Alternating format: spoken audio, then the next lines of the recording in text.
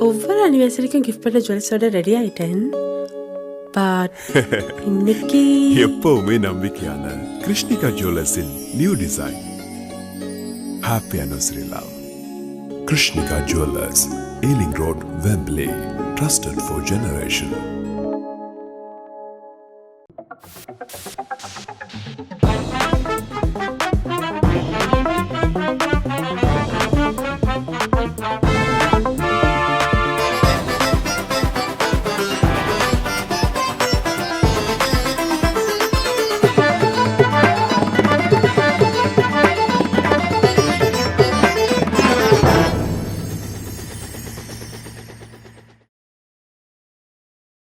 அனைத்துலக உயிரோடை தமிழ் ILC தமிழ் உயிரோடை தமிழில் அன்பர்களே, உலக நகர்வுகள் நிகழ்ச்சி.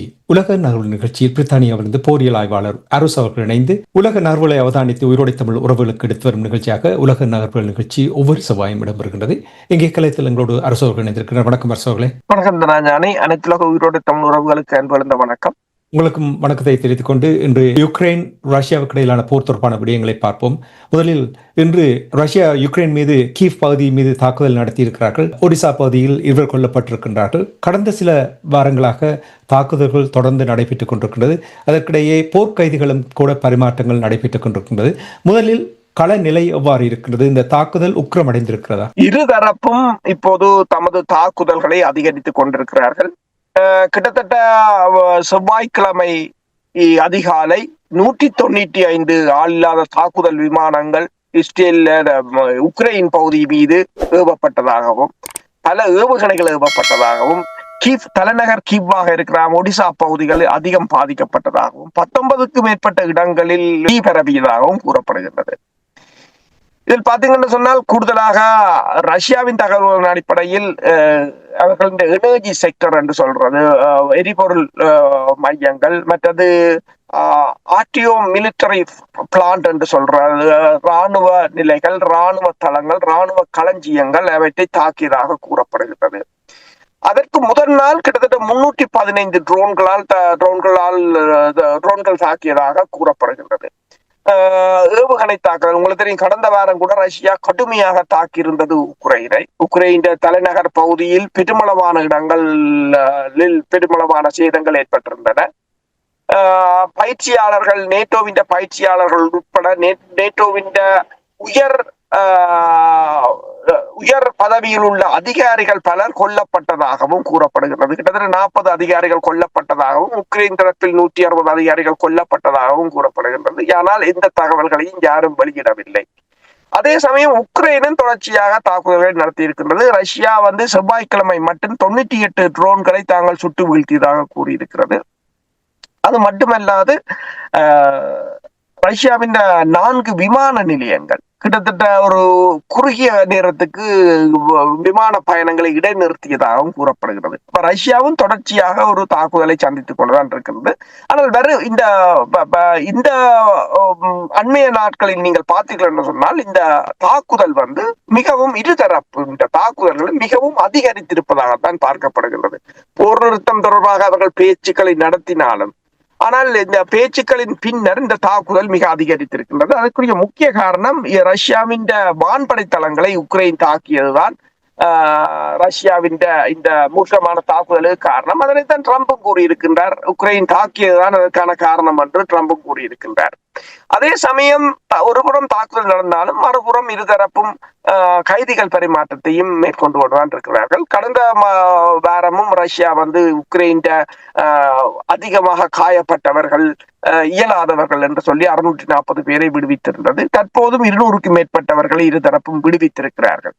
அது மட்டுமல்லாது 6000 உடலங்களை ரஷ்யா கொடுப்பதாக முதல் கூறியிருந்தது. உக்ரைன் மறுத்திருந்தாலும் தற்போது 1200 உடலங்களை ரஷ்யா உக்ரைனுக்கு அனுப்பி இருக்கின்றதாக கூறப்படுகின்றது. அவர்கள் ஒருபுறம் சமர் நடைபெற்றுக் கொண்டிருந்தாலும் மறுபுறம் பேச்சுக்களும் இடம்பெற்றுக் கொண்டிருக்கின்றன. இவ்வாறான கைதிகள் பரிமாற்றங்கள், சடலங்களை பரிமாறுவதும் இடம்பெற்றுக் கொண்டுதான் இருக்கின்றன. இதே நேரத்தில் நேட்டோ படையணியில் இருக்கின்ற நாடுகள் தங்களுடைய பாதுகாப்புக்கான நிதியை 3% மேல் ஒதுக்க வேண்டும் என்ற விடயங்கள் பேசப்பட்டது. அதனுடைய நிலை எவ்வாறு இருக்கிறது இப்பொழுது? ஓ, இப்போது அது உண்மையில் அதுதான் அமெரிக்காவுக்கு நேட்டோவுக்கும் இடையிலான முறுகலுக்கு காரணமாகவும் இருந்தது. அதை இப்போது நேட்டோவில் அங்கம் வகிக்கின்ற ஐரோப்பிய நாடுகள் உணர்ந்துள்ளதாகத்தான் தெரிகின்றது. ஐரோப்பிய நாடுகள் மட்டுமில்ல, அதற்கு அப்பால் கனடா கூட. கனடாவின் பிரதமர் மார்க் கார்னி கூறியிருக்கின்றார், தாங்கள் நேட்டோவின் பட்ஜெட்டை 2% இந்த வருடம், அதாவது தங்கள் ஜிடிபியின் 2% இந்த வருடம் வெட்டி விடுவோம் என்று சொல்லியும், அவ்வாறு 2% பாதுகாப்பு ஒதுக்கப்படுமாக இருந்தால் தங்கள் பாதுகாப்பை தாங்களே பார்த்து கொள்ள முடியும் என்று சொல்லியும் அமெரிக்காவில் தங்கி நிற்க முடியாது என்றும் கூறியிருக்கிறார். அதே சமயம் உங்களுக்கு தெரியும், கடந்த வாரம் பிரித்தானியா பிரதமர் கீப் ஸ்டாமர் அறிவித்திருந்தார் 12 புதிய நீர்மூழ்கி கப்பல்களை 1.5 பில்லியன் டாலர்களில் தாங்கள் 1.5 பில்லியன் பவுண்ட்ஸ்களில் தாங்கள் நிறுவப் போவதாகவும், ஏற்கனவே 7 நீர்மூழ்கி கப்பல்கள் இருக்கின்றன. அதே போல ராணுவத்தை மறுசீரமைக்க போவதாகவும், உற்பத்தி துறையை, அதாவது படைத்துறையினருக்கான உற்பத்தி துறையை மேலும் அதிகரிக்கப் போவதாகவும், ஏவுகணை தொழில்நுட்பத்தை அதிகரிக்க உள்ளதாகவும் கூறியிருக்கின்றார். அதுக்கு அப்பால் அவர் என்றை கூறியிருக்கின்றார், தாங்கள் பாதுகாப்பு செலவினத்தை ஜிடிபியின் 3% அதனை உயர்த்தப் போவதாக கூறியிருக்கின்றார். இந்த நிலையில் தான் நேட்டோவின் தலைவர் மார்க் ரூட்டே ஒன்றை கூறியிருக்கின்றார். அதாவது பிரித்தானியாவின் பிரதமர் கீப் ஸ்டாமர் அந்த 3% திட்டம், அதாவது பிரித்தானியாவின் ஜிடிபியின் 3% பாதுகாப்புக்கு ஒதுக்குகிறது என்ற திட்டத்துக்கு மக்கள் ஆதரவு வழங்க வேண்டும் என்று சொல்லியும், இல்லை என்று சொன்னால் பிரித்தானியா மக்கள் ரஷ்ய மொழியை படிப்பதை ஆரம்பிக்க வேண்டும் என்றும் அவர் அதை மிரட்டும் பாணியில் தான் கூறியிருக்கின்றார். ஏனென்று சொன்னால் ஐரோப்பாவின் எல்லா நகரங்களையும் ரஷ்யாவின் ஏவுகணை சில நிமிடங்களில் தாக்கும் என்று அவர் கூறியிருக்கின்றார். அதாவது இப்ப ஈராக் மீதான தாக்குதலுக்கு 12 நிமிடத்தில் ஈராக் பிரித்தானியாவை தாக்கும், அமெரிக்காவை தாக்கும் என்று கூறிய கட்டுக்கதை போலதான் இவ்வாறான கதை. இதை ரஷ்யா மறுத்திருக்கின்றது. ரஷ்யா கூறியிருக்கிறது, நாங்கள் எப்போதும் இவ்வாறு தாக்குவதாகவோ இந்த நாட்டை ஆக்கிரமிப்பதாகவோ நாங்கள் கூறவில்லை என்று ரஷ்யா கூறியிருக்கின்றது. இவர் ஐரோப்பிய ஒன்றியத்தை பொறுத்தவரையில், நேட்டோவில் இருக்கிற ஏனைய நாடுகளை பொறுத்தவரையில் தற்போதைய நிலையில் தாங்கள் ஏதாவது ஒன்றை செய்வதன் ஊடாக மீண்டும் அமெரிக்காவின் கவனத்தை இந்த உக்ரைன் ரஷ்யா போருக்கு இழுத்து விடுவதற்காகத்தான் இவர்கள் மிகவும் கடுமையாக உழைப்பது போல் தெரிகிறது. ஏனென்று சொன்னால், உடனடியாக இப்போது ஆரம்பித்து 2% ஒதுக்குகிறோம், 3% ஒதுக்குகிறோம் என்று சொல்லி இது உடனடியாக பலனை தராது. சில சமயங்களில் 2027, 28, சிலது 2030 ஆண்டுகளில் பலனை தந்தாலும் இப்போதைக்கு அவர்களுக்கு அமெரிக்காவின் உதவி இல்லாமல் இந்த உக்ரைன் போரை நடத்த முடியாது. போர் விரிவடைந்தால், யுக்ரைன் ரஷ்யாவிலிருந்து விரிவடைந்தால், சில மாதங்களுக்கு முன்னதாக, சில ஆண்டுகளுக்கு முன்னதாக எல்லோரும் எதிர்பார்த்தது ரஷ்யா முதலாவது தாக்குதலை பிரித்தானியா மீதுதான் மேற்கொள்ளும் என்று எல்லோரும் ஊகித்துக் கொண்டிருக்கிறார்கள். இப்பொழுது தரம் மாற்றப்பட்டு விட்டது போல் தெரிகின்றது. முதலாவது இடத்தில் ஜெர்மனியும், 2வது இடத்தில் பிரித்தானியாவும். இந்த தரம் மாற்றலுக்கு என்ன காரணம்? லெவண்டர் சென்டர் என்று சொல்றது மேற்குலக நாடுகளின் நிதியுடன் இயங்குகின்ற ஒரு திங்க் டேங்க் அமைப்பு. அந்த அமைப்பு வளமையாக இந்த பாதுகாப்பு தொடர்பான ஆய்வுகளை வெளியிட்டு வருவது உண்டு.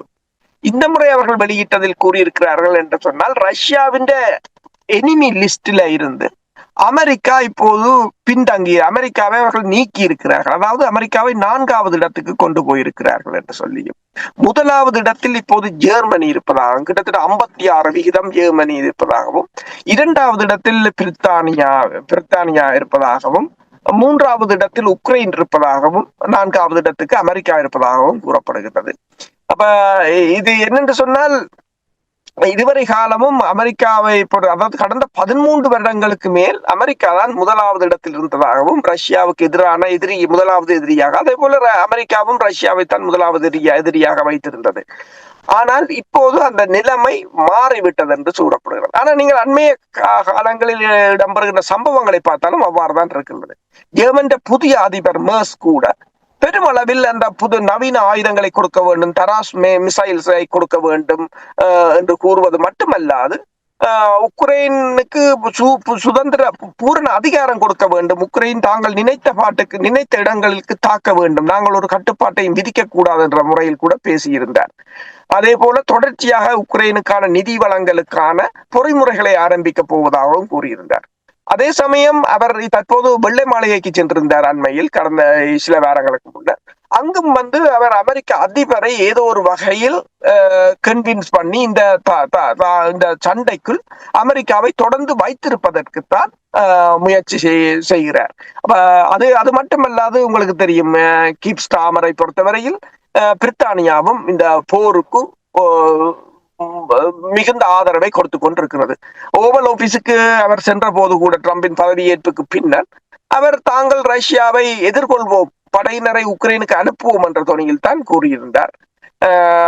அதே போல அமெரிக்கா இந்த உக்ரைனை பேச்சுக்களுக்கு அழைத்து உக்ரைனை ஒரு பேச்சு வார்த்தைக்கு கொண்டு வந்து இந்த போரை கொண்டு வருவதற்கு முயன்றாலும் ஐரோப்பிய ஒன்றியம் தொடர்ச்சியாக உக்ரைனுக்கு சென்று உக்ரைன் அதிபரை இந்த போருக்குள் வைத்திருப்பதற்கான முயற்சிகளைத்தான் தொடர்ச்சியாக மேற்கொண்டு கொண்டிருக்கிறார்கள். அதற்கான நிதியை திரட்டுவது, நிதியை அனுப்புவது, ஆயுதங்களை உலக நாடுகளில் கொள்வனவு செய்வது, தங்கள் ஆயுதங்களை உற்பத்தி அதிகரிப்பது என்று இதுகளை எல்லா காரணிகளையும் வைத்துத்தான் இந்த புதிய எதிரிகள் தொடர்பான இந்த லிஸ்டை இந்த லெவன்ட் சென்டர் என்ற அமைப்பு உருவாக்கி இருக்கிறது. இந்த போரை நீங்கள் எடுத்து பார்த்தீர்கள் என்றால் பாதிப்புகள் உயிரிழப்பாக இருக்கட்டும் அல்லது கட்டிடங்களாக இருக்கட்டும் பாதிப்புகள் அதிகமாக யுக்ரைனுக்கு தான் இருந்து கொண்டிருக்கின்றது. சர்வதேச நாடுகள் எவ்வளவு உதவி வழங்கினாலும் ரஷ்யாவுடைய அந்த துல்லியமான தாக்குதல்களும் அவர்களுடைய அந்த ஸ்ட்ராட்டஜி எவ்வாறு அவர்களை கையாளுகிறார்கள் விடயங்களை நீங்கள் பார்க்கும் பொழுது நிச்சயமாக யுக்ரைனுக்கு தான் அதிகமான பாதிப்பு ஏற்பட்டிருக்கிறது என்று கூறுகிறார்கள். ஆனால் இதற்கு முன்னரும் இவ்வாறு பேசினார்கள். யுக்ரைனுடைய அதிபர் வாலடிமிர் ஜெலன்ஸ்கி அவர்கள் நாட்டை விட்டு தப்பியோட போகின்றார் என்று சொல்லி செய்திகள் வருகின்றது. இதுல எவ்வளவு உண்மை இருக்கிறது? இதை உக்ரைன் முன்னாள் பிரதமர் நிக்கோலோவ் அசரோவ் டெலிகிராம் சேனல் ஒன்றுக்கு கொடுத்த ஊடக சந்திப்பில் அவர் இதனை கூறியிருக்கின்றார். இந்த உக்ரைன் அதிபர் நாட்டை விட்டு தப்பியோட போவதாக கூறியிருக்கின்றார். அதற்கான பச்சை கொடியை அமெரிக்கா காட்டிவிட்டதாகவும் அவரை பதவியிலிருந்து அகற்றுவதற்கு தொடர்பான முடிவு ஏற்கனவே அமெரிக்காவில் எடுக்கப்பட்டு விட்டதாகவும் கூறப்படுகின்றதாக அவர் கூறியிருக்கின்றார். அது மட்டுமல்லாது அவர் கூறியிருக்கின்றார், தற்போது இந்த தற்போதைய போர் ஐரோப்பிய ஒன்றிய நாடுகளின் சப்போர்ட்டில் தான் இயங்கி வருவதாகவும் கூறியிருக்கின்றார். அதே சமயம் அமெரிக்காவின் செனட்டர் கூறியிருக்கின்றார், உக்ரைன் ஏற்கனவே போரை இழந்து விட்டது என்று சொல்லியும் எந்த நேரமும் உக்ரைன் இல்லாது போகலாம் என்றும் கூறியிருக்கின்றார். இப்ப இந்த நேர்காணலில் அவர் என்னென்றை கூறியிருக்கிறார் என்று சொன்னால், இப்போது பிரச்சனையாக இருப்பது என்னென்றால் உக்ரைன் அதிபர் பாதுகாப்பு. அவர் நாட்டை விட்டு வெளியேறிய பிற்பாடு அவர் எந்த நாட்டில் பாதுகாப்பாக இருப்பது தொடர்பாக அவருக்கு சிறப்பு படையணியை வழங்குவதா, அமெரிக்காவின் சிறப்பு படையணி அவருக்கு பாதுகாப்பு, உயிர் பாதுகாப்பு பிரச்சனை அவருக்கு என்றால் அவர் மீது பெருமளவான குற்றங்கள் இருக்கின்றது என்று கூறுகிறார்கள். 2024 ஆண்டுடன் அவர் பதவி முடிந்து விட்டது. 2024 ஆண்டு மார்ச் மாதத்துடன் அவர் இந்த பதவி முடிந்து விட்டது என்று சொல்லியும் அதற்கு பின்னர் இராணுவ சட்டங்களை துணையாக கொண்டுதான் பதவியில் இருக்கிறார் என்று சொல்லியும் கூறப்படுகின்றது. ஆனால் அதே சமயம் அவரை பொறுத்தவரை கிட்டத்தட்ட $31 மில்லியன் அவருக்கு கிட்டத்தட்ட 7-8 வீடுகள் இருப்பதாகவும் அமெரிக்காவில் மட்டும் அமெரிக்காவின் புளோரிடா மாநிலத்தில் அவருக்கு ஒரு மாளிகை இருப்பதாகவும் கூறப்படுகின்றன. வெளிநாட்டில் ஏராளமான சொத்துக்கள் இருக்கின்றன. ஒட்டுமொத்த சொத்துக்களின் மதிப்பு $11 பில்லியன் என்று கூறப்படுகின்றது. தனியாக 3 விமானங்களும் அவரிடம் இருப்பதாகவும் கூறப்படுகின்றது. அப்ப ஏதோ ஒரு வகையில் மேற்குலக நாடுகளின் கொடுக்கின்ற நிதி உதவி இந்த ஊழல்வாதிகளால் மீண்டும் மேற்குலகத்துக்கு தான் வருகிறது என்றால் அவர்களுடைய சொத்துக்களை அங்குதான் வாங்குகிறார்கள். உங்களுக்கு தெரியும், அண்மையில் கூட அல்பேனியாவின் அதிபர் இது தொடர்பாக பேசியிருந்தார்கள். அல்பேனியா அதிபர் இப்போது மேற்குலகத்துடன் சேர்ந்திருக்கின்றார். அவருக்கு கொடுக்கப்பட்ட அந்த பணத்தில் அவர் வாங்கிய இல்லம் பிரான்சில் தான் வாங்கியிருக்கிறார், ஒரு வில்லாவை வாங்கியிருக்கிறார். மேற்குலக நாடுகள் கொடுத்தாலும் அவர்கள் மீண்டும் தங்கள் நாட்டில் முதலீடு செய்வது போலதான் கொடுப்பார்கள். அடுத்ததாக இன்னொன்றை கூறியிருக்கிறார்கள், அமெரிக்காவின் நிதி ஆடிட்டர்ஸ் உக்ரைனுக்கு சென்றிருப்பதாகவும் உக்ரைனுக்கு வழங்கப்பட்ட நிதி தொடர்பான ஆடிட்டிங்களை செய்வதாகவும் கூறியிருக்கிறார்கள். அதாவது உக்ரைனை பொறுத்தவரையில் முன்னர் அமெரிக்காவிடம் இருந்து நிதியை பெறும்போது இவ்வாறான சிக்கல்கள் வரும் என்று முன்னர் அவர்கள் யோசித்திருக்க மாட்டார்கள். இப்போது எல்லா பக்கத்தாலும் அந்த நிதி தொடர்பான நெருக்குவாரங்கள் அதிகமாக இருக்கின்றது. இப்ப இந்த நிலையில் அவர் கூறுகிறார், இன்னும் ஒரு சில இப்ப எல்லோருடைய கருத்துக்களையும் பார்க்க போனால் உக்ரைன் தற்போதைய அரசு ஒரு சிறிய காலத்துக்கு தான் தாக்கு பிடிக்கும் என்றது போலதான் கருத்துக்கள் வெளியாகி கொண்டது. நீங்கள் வெளிநாடுகளுக்கு முதலீடு செய்வது என்று சொல்லும் பொழுது அது சேஃப் ஹேவன் என்று சொல்லுவார்கள் இல்லையா, அவர்களுக்கு அங்கே. ஆனால் 3 விமானங்கள் 3 கப்பல்கள் வைத்து இவ்வளவு சொத்துக்களை வைத்திருப்பதில் என்ன பிரயோசனம் இருக்கு? நிம்மதியாக தூங்க முடியவில்லை. எவ்வாறு நீங்கள் இதை அனுபவிக்க போகிறீர்கள் என்று எனக்கு புரியவில்லை. இதைத்தான் நான் எப்பொழுதுமே யோசித்து பார்ப்பேன். இந்த ஊழலில் ஈடுபடுபவர்கள் இவ்வளவு சொத்து ஒரு அளவு இருக்க வேண்டும். ஒரு அளவுக்கு நீங்கள் அதை செய்துவிட்டு நிறுத்தி விடலாம். ஆனால் அந்த பேராசை அவர்களை விட்டு வைக்கவில்லை என்பது தெரிகிறது. இனி சுருக்கமாக உங்களுக்கு தெரியும், கிரைமியாவில் உள்ள அந்த பாலத்தை கடலுக்கு அடியில் சென்று தாக்குதல் செய்திருந்தார்கள். அது மீண்டும் இப்பொழுது இயங்க தொடங்கி இருப்பதாக கூறப்படுகிறது. அவ்வளவு வெகு விரைவாக மீண்டும் கட்டி எழுப்பி அதை பயன்பாட்டுக்கு கொண்டு வரக்கூடியதாக இருந்தது. ரஷ்யாவை பொறுத்தவரையில் இந்த கிரைமியா பாலத்தை உங்களுக்கு தெரியும், முதலில் ஒரு பார ஊர்தியில் கொண்டு வரப்பட்ட பெருமளவான தொன்கணக்கான வெடிமருந்தால் தகர்த்திருந்தார்கள். அது ஒரு மிகப்பெரிய ஒரு சேதமாக இருந்தது. அதற்கு பின்னர் பெருமளவில் இந்த ட்ரோன்கள், அதாவது கடலுக்குள்ளால் செல்லும் ஆளில்லாத கப்பல்கள், அது சப்மரீனாகவும் இருக்கலாம், அவ்வாறான கப்பல்களின் மூலமாக தகர்க்க முற்பட்டிருந்தார்கள். அதையும் ரஷ்யா பல தடவைகளில் தடுத்திருந்தது.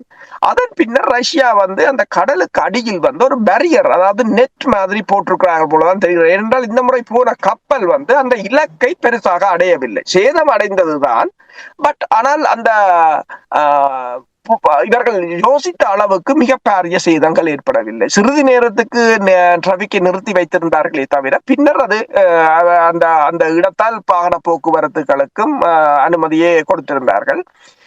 கிரைமியா பாலத்தை உக்ரைன் தொடர்ச்சியாக தகர்க்க போகிறது என்பது அவர்களுக்கு தெரியும். 2023ஆம் ஆண்டிலே இருந்தே நேட்டோவின் அதிகாரிகள், அமெரிக்காவின் படைத்துறை அதிகாரிகள், நேட்டோவின் அதிகாரிகள், உக்ரைன் அதிகாரிகள், அவர்கள் ஒரு ஆபரேஷன் ஒன்றை, இரகசியமான படை நடவடிக்கை ஒன்றை திட்டமிட்டிருந்தார்கள். என்னென்று சொன்னால், அதாவது ஸ்டாம்ஸ்னோட ஏவுகணைகளாக இருக்கலாம், இந்த ஆளில்லாத தாக்குதல் விமானங்களாக இருக்கலாம், ஸ்கல்ப் ரக ஏவுகணைகளாக இருக்கலாம், இவற்றை கொண்டு கிரைமியா மீது பாலத்தை தகர்ப்பது, கிரைமியாவில் உள்ள படைத்தளங்களை தகர்ப்பதன் ஊடாக ரஷ்யாவை கிரைமியாவிலிருந்து ஓட வைப்பதற்கான ஒரு மூலோபாய நடவடிக்கை தான் அந்த நடவடிக்கை. ஆனால் அந்த நடவடிக்கை பெருமளவில் வெற்றி பெறவில்லை. 2023ஆம் ஆண்டு அதனை திட்டமிட்டாலும் ரஷ்யாவில் தொடர்ந்த தாக்குதல்களால் அது வெற்றி பெறவில்லை என்றுதான் அறிய முடிகிறது.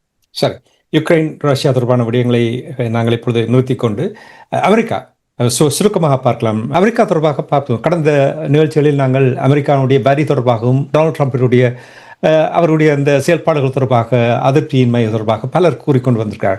ஆனால் இப்பொழுது இன்னும் ஒரு சர்ச்சையை ஏற்படுத்தி இருக்கிறது. லாஸ் ஏஞ்சலிஸ் பகுதியில் அங்கே போராட்டம் நடைபெற்று அங்கே காவல்துறையினர்களுக்கு இடையில் தாக்குதல் நடைபெற்றதாகவும், அமெரிக்காவுடைய அதிபர் டொனால்ட் ட்ரம்ப் அவர்கள் தேசிய காவல் படையை அந்த பகுதிக்கு அனுப்பியிருப்பதாக கூறப்படுகிறது. என்ன நிலைமை, என்ன நடந்தது என்றதையும் கூறுங்கள். உண்மைதான். என்னன்னு சொன்னால், லாஸ் ஏஞ்சல் பகுதியில் கடந்த திங்கட்கிழமையிலிருந்து மிக பாரிய ஆர்ப்பாட்டங்கள் இடம்பெற்று வருகின்றன. இந்த ஆர்ப்பாட்டத்தை பொறுத்தவரையில் இந்த ட்ரம்பின் புதிய கொள்கைகள், அதாவது குடியேற்றவாசிகளுக்கு எதிரான கொள்கைகளுக்கு எதிராக, அது மட்டுமல்லாது அமெரிக்காவின் குடிவரவு திணைக்களத்தினர் ஒவ்வொரு இடங்களிலும் மேற்கொள்கின்ற அதிரடி சோதனைகள், அதன் மூலம் கைது செய்யப்படுபவர்கள் தொடர்பான இந்த நடவடிக்கைகளுக்கு எதிராகத்தான் அணிதிரண்டிருந்தார்கள் மக்கள். ஆனால் அதனை அடக்குவதற்கு இது லாஸ் ஏஞ்சலை பொறுத்தவரையில் அங்குள்ள அரசு அதனை கையாள்வதை விடுத்து அவர்களுக்கு அதிகாரத்தை கொடுக்காது. மத்திய அரசு, அமெரிக்கா, ட்ரம்ப் அந்த இடத்துக்கு தேசிய பாதுகாப்பு படையை அனுப்பியதும், அது மட்டுமல்லாது அமெரிக்காவினுடைய மிகச்சிறந்த படையணியான மெரைன் படையணியை சேர்ந்த கிட்டத்தட்ட 700 பேரை அங்கு அனுப்பியதும் அது ஒரு பெரிய ஒரு வாத பிரதிவாதங்களை ஏற்படுத்தி இருக்கின்றது. கெவின் நியூசம் ஒன்றை கூறியிருக்கிறார். அவர்தான் அங்கத்தை ஆளுநர். அவர் கூறியிருக்கின்றார் என்னென்று சொன்னால், இது தொடர்பாக உண்மையில் ஆளுநருடன் இது தொடர்பாக அவர்கள் ட்ரம்ப் கலந்து ஆலோசித்திருக்க வேண்டும். அவ்வாறு ஆலோசிக்காது அனுப்பியிருக்கிறார். 1965 அன்றைய அமெரிக்காவின் அரசு தலைவர் லைடன் ஜோன்சன் சிவில் ரைட்ஸ் டெமான்ஸ்ட்ரேஷனுக்கு எதிராக அலபாமா ஸ்டேட்ல இவ்வாறு ஒரு தேசிய பாதுகாப்பு படையை அங்கு அனுப்பியிருந்தார். அதன் பிற்பாடு 92 ஒரு சம்பவம் இடம்பெற்றிருந்தது.